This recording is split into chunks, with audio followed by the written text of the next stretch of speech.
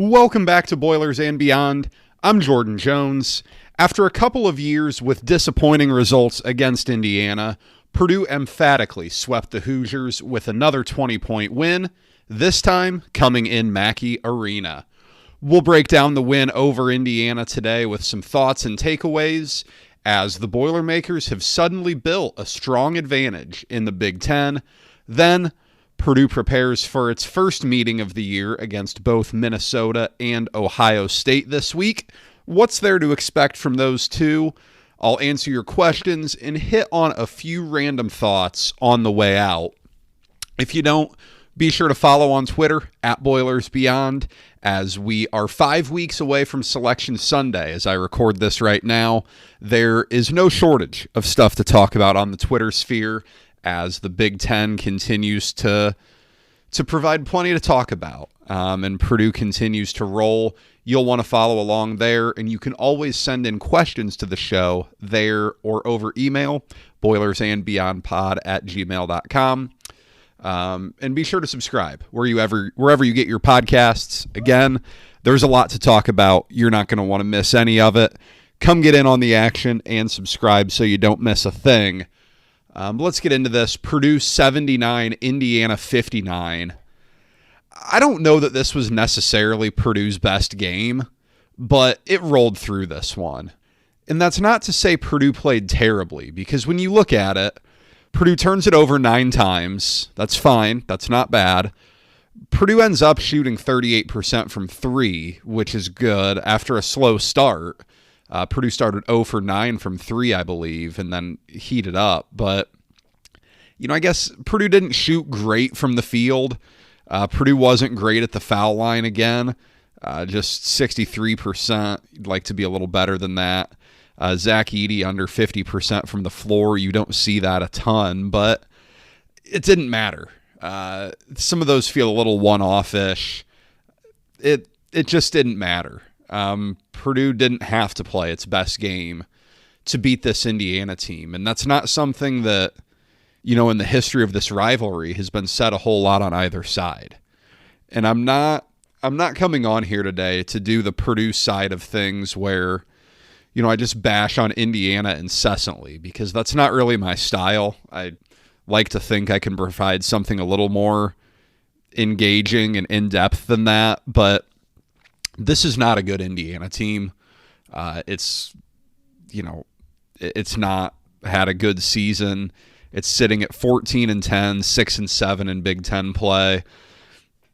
You look at KenPom, projected to finish 8-12 in the league, 16-15 overall. It's just not great. One thing, as you look at this game and as you look at this season series a little bit, Indiana, if you ask me, is a bit of a cautionary tale about relying really heavily on the transfer portal.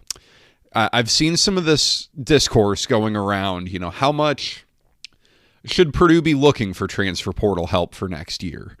You look at the success Lance Jones has had. Should Purdue be out, trying to do that again? And, I'm not saying you shouldn't do it. Logistically, next year is going to be a problem because Purdue's at 14 scholarships right now. It has to be at 13. But just in general here, Lance Jones has been a grand slam, bottom of the 9th home run off of Mariano Rivera type of portal addition. He's been tremendous. He's been everything Purdue could have possibly hoped for. Not all transfers work like this, though. Purdue's seen that plenty over its time. You look at some of the graduate transfers it's added over the years, and back when that was a thing. And then, just in more recent memory too, Lance Jones is the most impactful transfer Purdue's ever gotten. But if you look at Indiana, a team that relied very heavily on the portal for building this roster, I think Khalil Ware is a solid player. He does some nice things, but he's not come close to reaching that potential at Indiana. And he probably won't. He's probably going to go to the NBA and then whatever happens, happens. But I don't think he's going to be someone who lives up to that potential. You look at Anthony Walker and Peyton Sparks. those guys are MAC transfers who were playing at that level for a reason. And sometimes it's not the easiest to project with those guys, because you look at guys like Lance Jones, like Marcus Damask, like Dalton Connect at Tennessee, who, Indiana really wanted. Indiana wanted some of these guys, but just because you want someone in the portal doesn't mean you're going to get them. It's really hard to rely on the portal year in, year out. It can be a clunky meshing process. Like, look at this Indiana team. It does not look like a team that is your classic Indiana team that loves playing for Indiana, that wants to go out there and, represent the candy stripes and, add more history to the history that program has.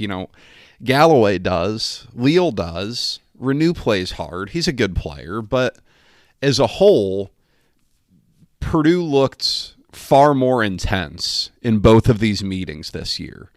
And that certainly has a lot to say about Purdue. I think Purdue really took this revenge factor against Indiana after the last 2 years seriously. Last year, that was a real blemish, the big blemish on Purdue's regular season resume. This year, Purdue kind of came out for blood, and Indiana did not. The image of Zach Edey getting the loose ball in Bloomington is certainly one that stands out. And then in this game, Zach Edey knocks down a 3 to put Purdue up like 26 late in the second half. That's what will stick out from this year, and that's abnormal. That's very abnormal. For those of us who grew up on this rivalry and have seen it, that's abnormal. But in this game specifically, Indiana got off to a nice start. Purdue's rotations defensively were really out of whack. Malik Renew he's the guy you got to control the most because they like to run stuff through him. Purdue did not do a good job when it doubled him at rotating. But outside of that first 4 to 8 minutes, Purdue was fine. Purdue ended up keeping IU out of the paint pretty well, and Indiana's not a good shooting team. Indiana finishes 41% from the field, 25% from three. It turns it over 12 times. It's not a great team. It's not a good shooting team. Purdue did a good job at exploiting Indiana's weaknesses. The story of this game is the Zach Edey 3, but, take that for what it is. He put together a really good season against Indiana. 2 games here, 59 points and 27 rebounds for him against IU. This is a bit of a revenge tour for Purdue. With all the backdrop of everything that happened last year, it's kind of hard to get away from that. And Zach Edey is kind of personified the revenge, as Purdue has really dominated Indiana twice. I think you saw the same from Braden Smith, who did not play particularly well in either of the games against Indiana last year. And then the first game in Bloomington, Purdue dominates, and Smith plays a fine game. He just couldn't get a shot to fall. He finished that game 2 for 14 from the field. This time, he gets hot early on, gets to the bucket really well, finishes with 19 points, 9 rebounds, 4 assists.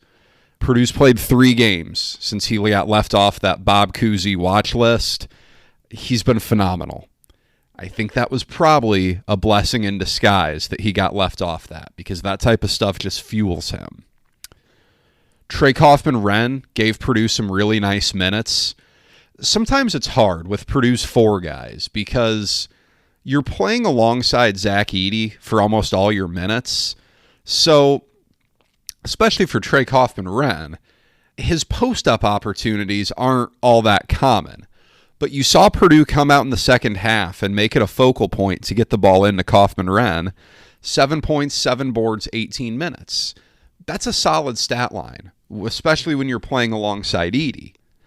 Now, he's going to have to figure out the free throw situation. This is becoming a problem. He goes 1 for 4 from the foul line against Indiana. He really struggled in that Northwestern game. Was he 1 for 5, 1 for 6, something like that? he's going to shoot a lot of free throws next year. He's going to get a ton of opportunities to go out and make free throws. He has to be better. Right now, 54% on the season. That's not going to cut it. It just isn't. I don't think he's going to be like Zach Edey, who's taken 255 free throws in 24 games, but I think he's going to shoot more than 63 in the first 24 games of next season. That's an area to really watch because that's going to play a huge role in determining what next season looks like for him.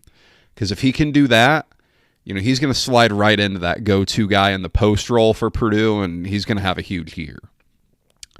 Miles Colvin got in the game, something that's been talked about quite a bit with him. Buries a three right away. I thought him guarding C.J. Gunn was a good matchup to get him in the game with. Gunn is not a guy who's going to break you down off the dribble too much. You just kind of got to chase him around. He can shoot the ball well. You saw him do that late in the game, but I thought that was a good matchup to get Miles Colvin in there for. He's going to be a really good player for Purdue. He is. It's clear. I don't know that that's going to be this year. I know that's not always the most pleasant thing to deal with. You want instant gratification, but give him a little bit of time, and I think he's going to be tremendous for Purdue. I really do.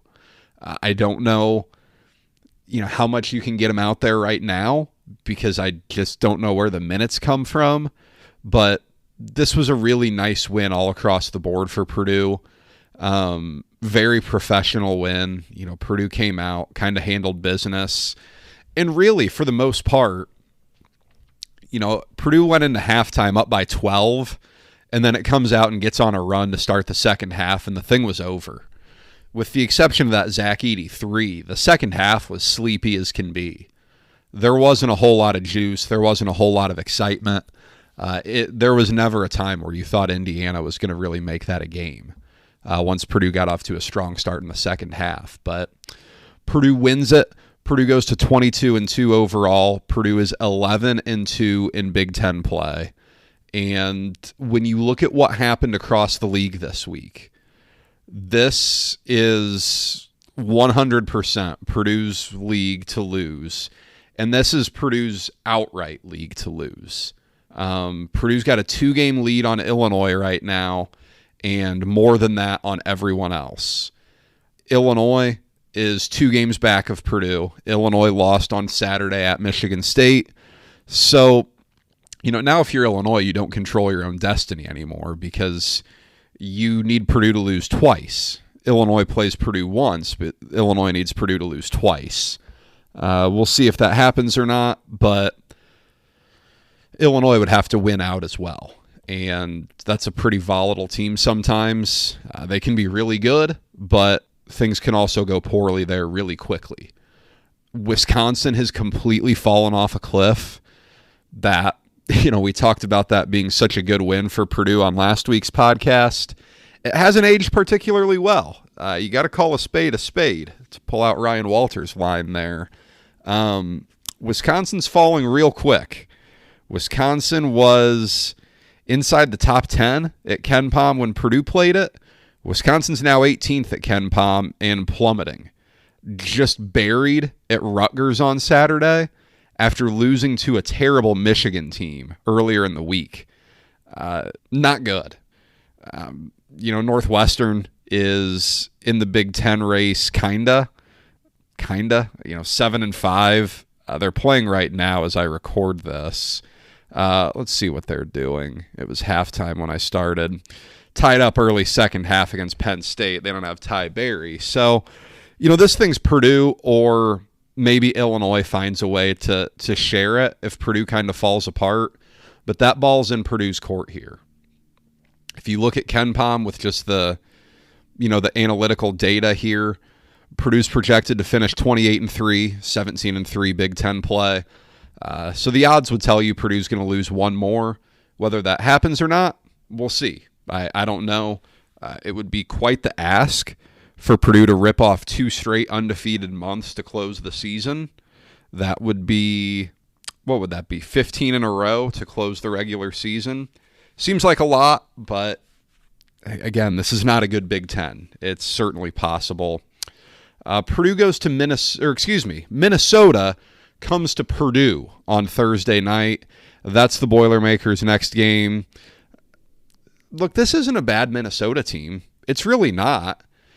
Minnesota had Wisconsin pretty much beat and then found a way to lose that game.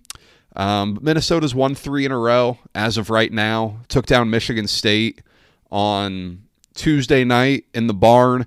I'm recording this just a little before they tip off against Iowa, so we'll see what happens there. But, I think you're pretty pleased with, if you're a Minnesota person, you're probably pleased with the trajectory. There's been some improvement from Ben Johnson's first 2 years. That's a tough place to win, man. That's a really tough place to win. I get why they moved on from Pitino, because you gotta sell some hope, but it's a tough place. Dawson Garcia can give you some problems. He'll be an interesting matchup for Purdue.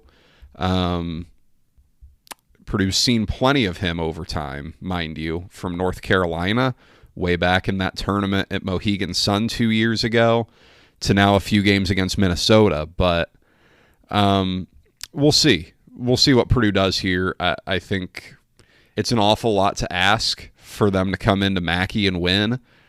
Garcia did not have a good game at Mackey last year. Cam Christie's around. He's a solid player. Max Christie's younger brother. But Purdue's probably in pretty good shape there. And then Purdue goes to Ohio State on Sunday. And just looking at Ohio State's roster, they should be better than they are. I can't claim to follow Ohio State super closely, but it's a mess over there again. This is the second straight year where Ohio State has started off pretty strong and just fallen off a cliff. They did beat, Ohio State did beat Maryland in overtime yesterday, so they got a win there, but boy, it's not going well. Ohio State's 14-10, but 4-9 in Big Ten play. Yikes. I don't know. I don't know that I see it with this Ohio State team, but it's a road game, and it's a desperate team at home. Chris Holtmann would like to keep his job, I'm sure. We'll see. But Purdue's going to be heavily favored in both. You look at the KenPom projections. He's got Purdue by 17 against Minnesota. He's got Purdue by 9 against Ohio State. So these may be 2 double-digit point spreads. We'll see. Purdue's just got to keep taking care of business. That is the very unglamorous part of being at the top where Purdue is that most of these games you play, you have very little to gain and a whole lot to lose. That is not always the most encouraging spot to be in, but it's where Purdue is. So time will tell, but Purdue's got to love where it's at right now. If you just look big picture, again, 5 weeks from Selection Sunday, Purdue is clearly a number 1 seed at this point. Purdue is clearly, I think, the number 1 overall seed, just based off resume. Number 1 strength of schedule in the country. It's been fantastic. 24 games down, it could not be going much better if you're a Purdue fan. So, had a quick question. Where does the Zach Edey 3 rank in Purdue versus Indiana memories for you? One thing to point out, I'm not that old. So, Chad Austin's before my memory. I think that was 97. I wasn't alive yet. But Chad Austin, no. Glenn Robinson just blowing him out in Mackey with his performance. I was too young against Alan Henderson. Wasn't born yet. Chair throwing, wasn't born. So I haven't seen as much as some folks, but I mean, the John Octius dunk is probably the biggest thing I can remember. That was pretty wild. The Harms tip-in is up there. The Swanigan, Caleb Swanigan, Thomas Bryant double foul. That was something. That was an interesting one. But Purdue winning down there the day that Knight came back, that one was wild because that wasn't a good Purdue team, and Purdue kind of controlled that game from start to finish. that was special. That if you're a Purdue fan, it probably doesn't get much better than that.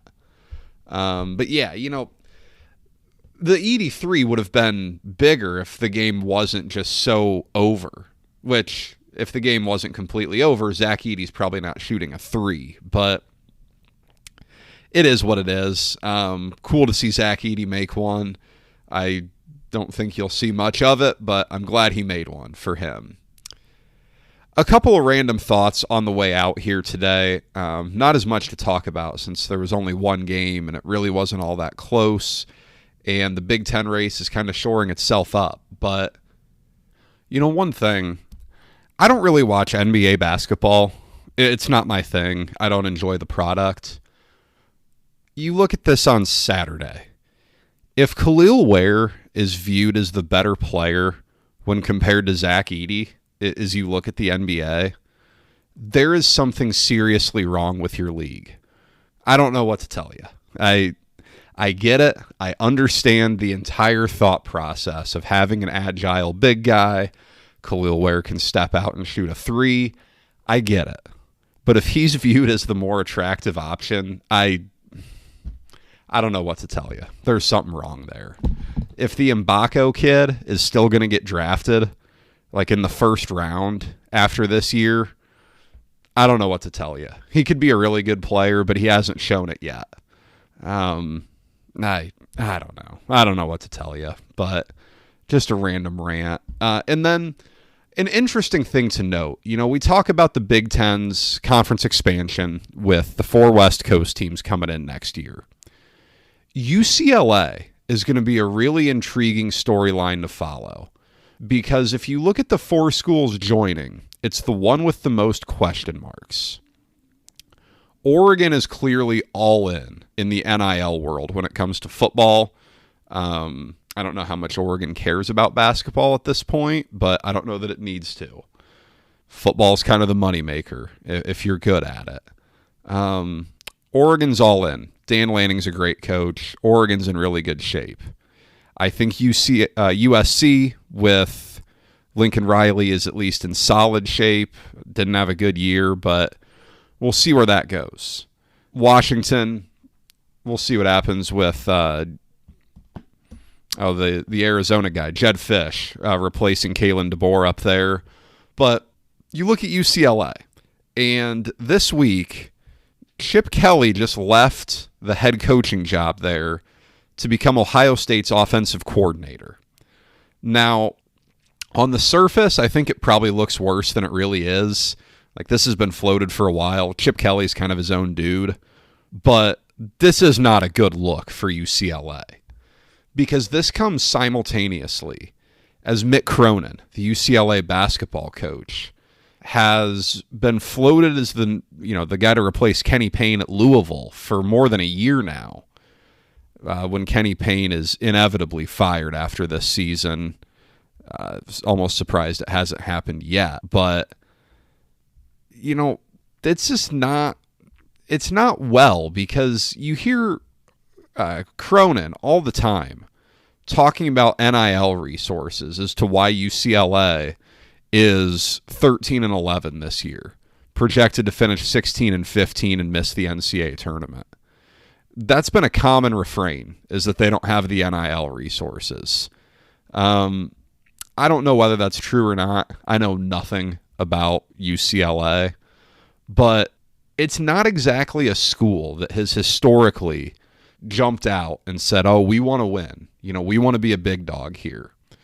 It's got the basketball history, but I don't know how much it cares about it. I don't know how big of a deal winning is out there.